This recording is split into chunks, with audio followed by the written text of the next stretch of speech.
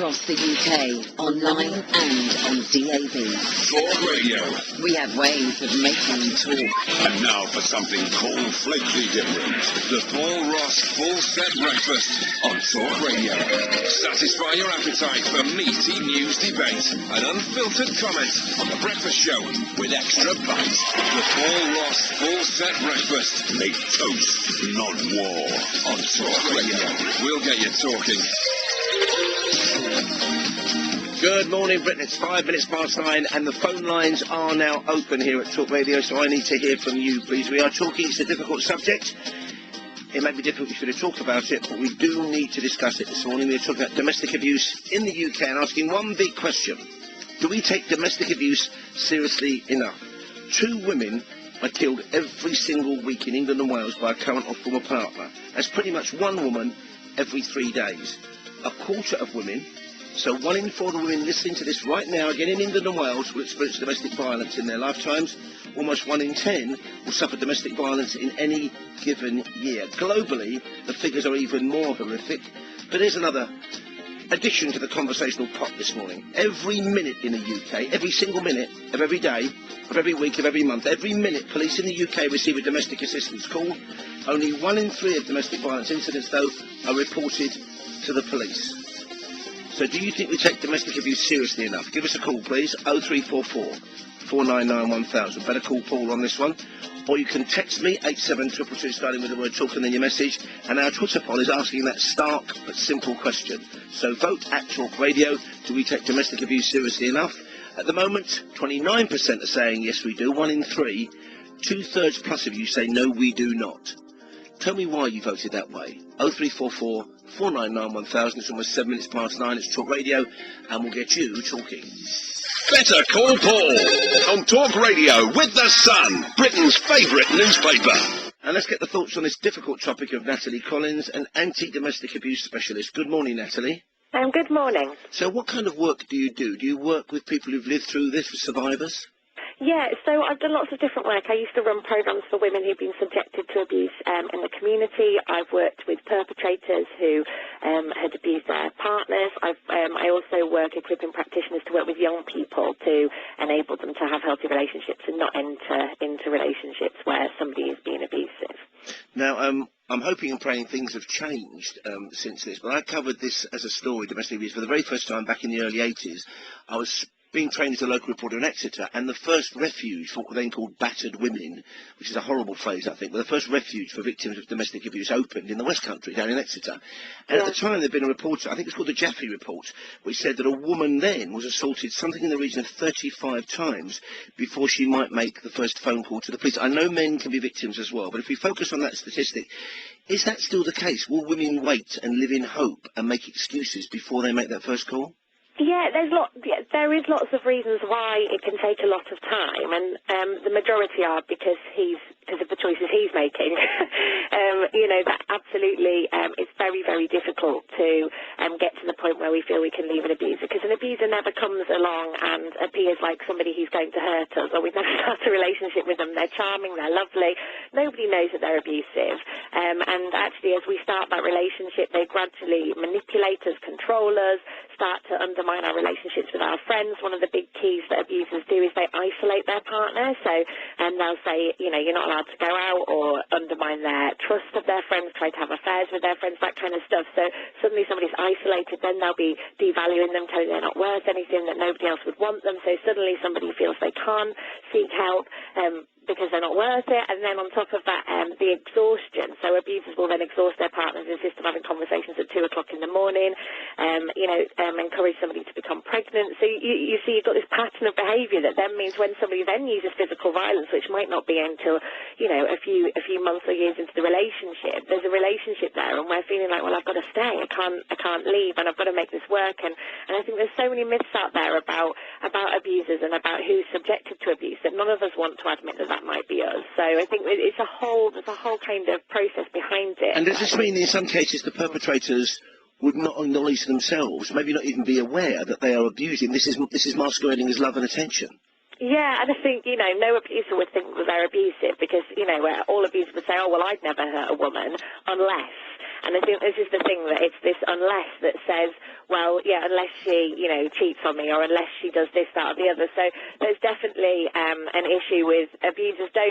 Abusers recognise that they're getting what they want from the relationship, but they would say, oh, I'm not like abusers because abusers do X, Y, or Z, or look like this or that. And actually everybody around them, you know, one of the things that kind of this survey that you're doing says, and people who don't take this seriously, is actually if somebody sees a man being aggressive or controlling to their partner, whether that's somebody we know or whether it's a stranger, often we'll just think, oh, it's got nothing to do with me, it's a private matter. And so actually there's this sense that bystanders, the people of us who aren't subjected to abuse, aren't necessarily challenging this.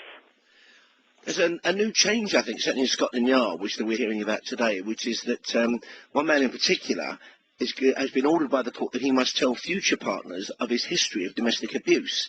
Now, is that something that might help, some kind of domestic abusers register, almost like a sex offenders register? Yeah, I mean, I think we've had Clare's Law for a while, which says that a woman can go to the police and can seek, you know, to know information about her partner and if he's been violent or whatever. And so I think, yes, there is some value in women being able to know that somebody's abusive, but I think it fundamentally misunderstands the nature of abusive behaviour.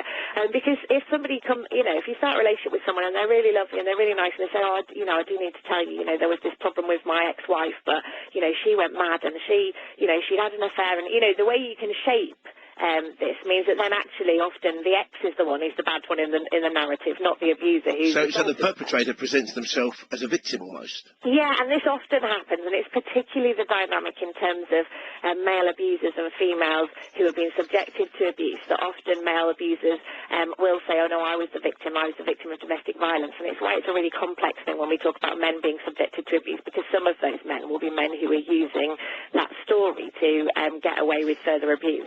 Well, that's certainly true that men can be the victims of abuse, either in a gay relationship or even in a heterosexual relationship. We heard earlier from Marilyn Hawes, who set up the group Enough Abuse UK, who told us a terrifying tale of a more elderly man in his 70s whose female partner had thrown boiling water over him, scalded him with boiling water. Yeah, and of course women can be violent and abusive. You know, it would be, you know, it's one of the myths in society that women are perfect angels, never do anything wrong, or that they're terrible, awful people, you know, the kind of the witch or the princess type narrative. And I think, you know, actually the reason why more men are abusive is because we live in a society which promotes the idea that men have rights over women, that men should be able to have sex when they want, that women are irrational, that women are unreasonable. And so this socialisation, and a very young children, that boys should be strong and boys shouldn't cry, and that girls should like cleaning and cooking and babies. All of those things feed into then when somebody has a relationship, then thinking, well, I should get what I want, you know, I should get sex when I want, I should be able to have these things. And at the root, at the core of abusive behaviour is the belief that I own my partner and I'm entitled to get what I want from them. Thank you very much indeed for your time this morning. That was Natalie Collins there, an anti-domestic abuse specialist, talking to me, Paul Ross, on Talk Radio. We've heard from Natalie. I'd like to hear from you now, please. 0344 499 1000. Are you the victim of domestic abuse? Maybe you're living now through the process of extracting yourself from an abusive relationship. Maybe it's happened to you in the past. Maybe you've seen somebody in your family beaten down, browbeaten by domestic abuse, both physical and psychological. Your thoughts and experiences, please, on our big question this morning. Do we take domestic abuse seriously enough? 0344 499 1000. Coming up, we're hearing from Jack, from Deborah and from Colin on this one, right after this. Maximise your morning mojo. The Paul Ross Full Set Breakfast on Talk Radio. We'll get you talking. In fact, let's head first to Southampton now and hear from Jack on this one. Good morning, Jack. Hi, morning, Paul. How's it going? Fine, thank you. What's prompted your call this morning? Well, obviously the whole domestic abuse thing, but I was in a, not just physical, but also emotional and spiritual abuse in a relationship for many, many years, you know, and it was very, very difficult time for me, and more so the fact that, it's not that I'm saying it's right or wrong, but it's always more focus on women being abused and not men, you know. I suppose the statistics say that more women are abused than men, but I suppose statistics they can also pull out of thin air. And also, I suppose, if you're living through it, percentages and statistics don't matter. How did the abuse you endured begin? Did it begin as kind of verbal abuse or psychological abuse? It was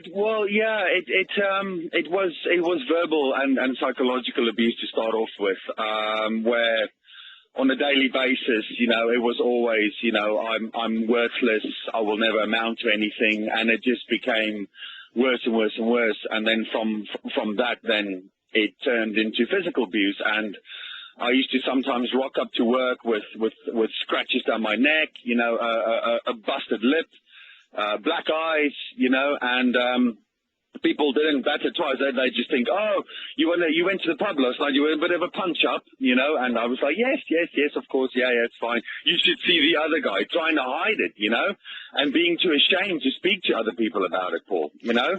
And when did that change, if it did indeed change, Jack? How did you get out of that relationship?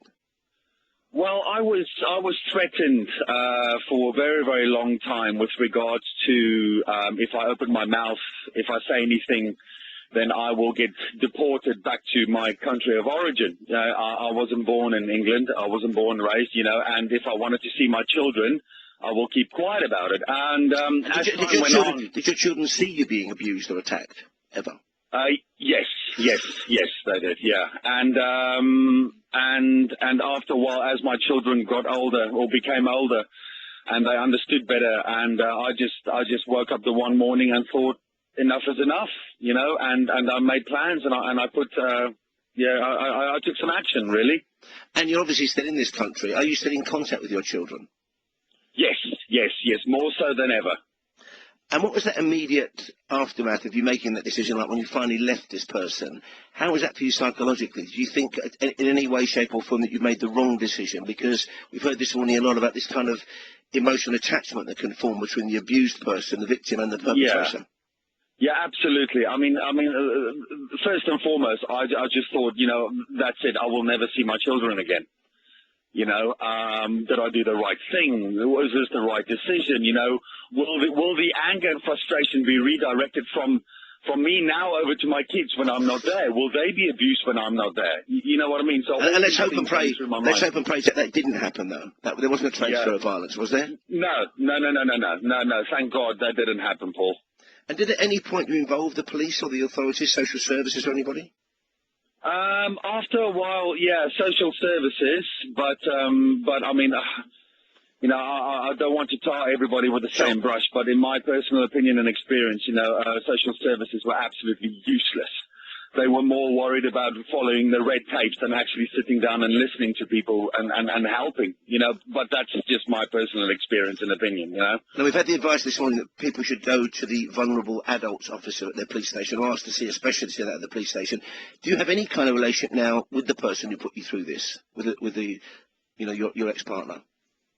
It is literally a case of, you know, about the kids. That's it. Okay. There's nothing more. It's obviously around the kids' well-being.